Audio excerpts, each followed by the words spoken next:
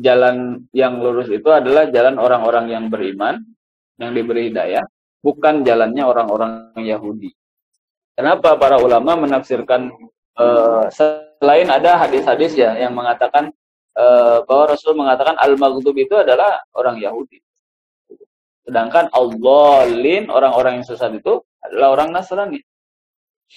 Makanya para ulama banyak yang kemudian menafsirkan bahwa maghdub itu adalah orang Yahudi, al-dhalin itu adalah orang Nasrani. Bahkan di sini disebutkan ya, di sini disebutkan di kitab Jalalain ini, wahum al-Yahud. Mereka al-maghdub alaihim itu adalah orang-orang Yahudi. Walad-dhalin dan wahum an-Nasara, mereka adalah orang-orang Nasrani, gitu ya. Jadi jalan yang lurus yang kita minta kepada Allah Subhanahu wa taala itu adalah jalan orang-orang yang diberi nikmat dengan hidayah, yaitu orang beriman. Orang beriman itu ya Rasulullah, para sahabatnya, dan para pewarisnya sampai sekarang. Pewarisnya itu pasti selalu ada sebelum kiamat terjadi ya. Jadi kita itu ngaji kepada pewarisnya. Wairil maghdubi, bukan jalan orang Yahudi, walan Nasara, walad dhalin, dan juga bukan pula jalan orang-orang Nasrani. Mengapa Yahudi itu dikatakan al-maghdub? Karena mereka itu mengetahui yang benar, tapi tidak mau mengikutinya. Mereka mengetahui yang benar dan yang salah itu, tetapi mereka tidak mau berjalan di atas jalan yang benar itu. Jadi Yahudi itu nggak mau diatur gitu. Dia bikin aturan sendiri hidupnya itu. Sakar PDW kalau bahasa Jawa nama. Kumaha aing bahasa Sunda nama.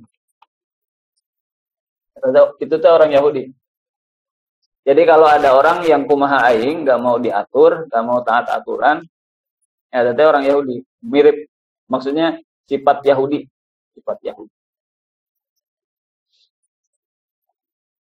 Nggak mau diatur.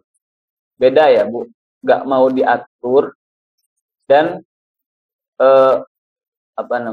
nggak mau diatur tuh menentang aturan. Beda dengan dia tidak mengikuti aturan, tapi dia tahu bahwa saya tuh salah. Nah, itu beda loh.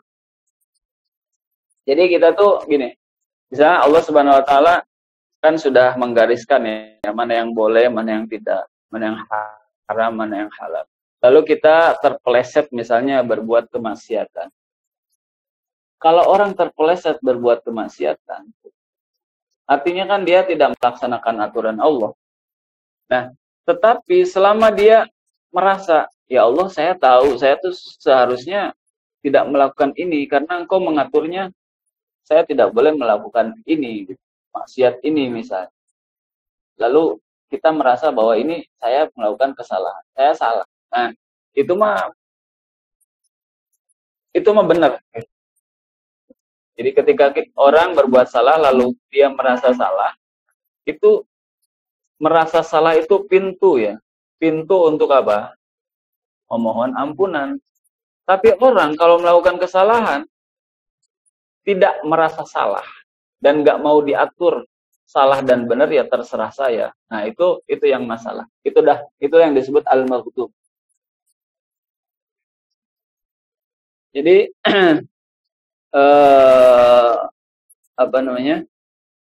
namanya manusia kan tidak ada yang tidak melakukan kesalahan. Dan itu tidak masalah selama dia tahu bahwa dia melakukan kesalahan. Dan kedua, selama dia ingat untuk bertaubat kepada Allah dan gitu. Makanya sering disebutkan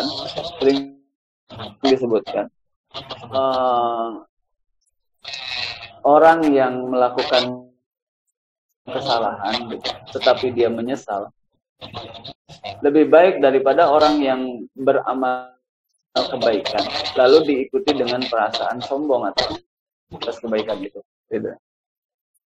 Nah, yang kayak gitu tuh yang sombong, nggak mau diatur, yaitu al-maghdub. Mereka adalah orang-orang Yahudi.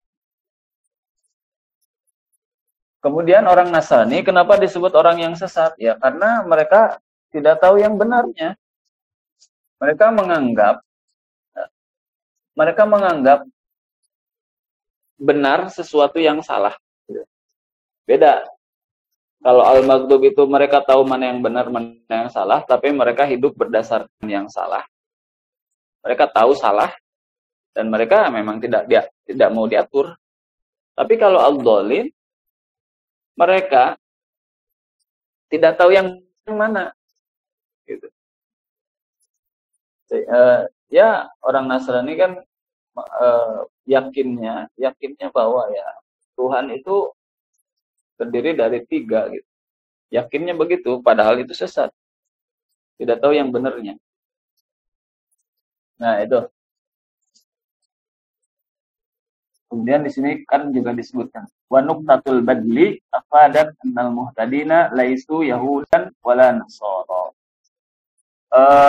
Poin daripada badal itu ini menunjukkan afadat itu artinya memberi faedah atau memberikan atau memberi arti bahwa orang-orang al-muhtadina, orang-orang yang mendapatkan petunjuk itu laisu yahudan wala nasara. Mereka bukanlah orang Yahudi dan bukan juga orang Nasrani. Mereka adalah orang-orang yang beriman. Sebenarnya Yahudi Nasrani itu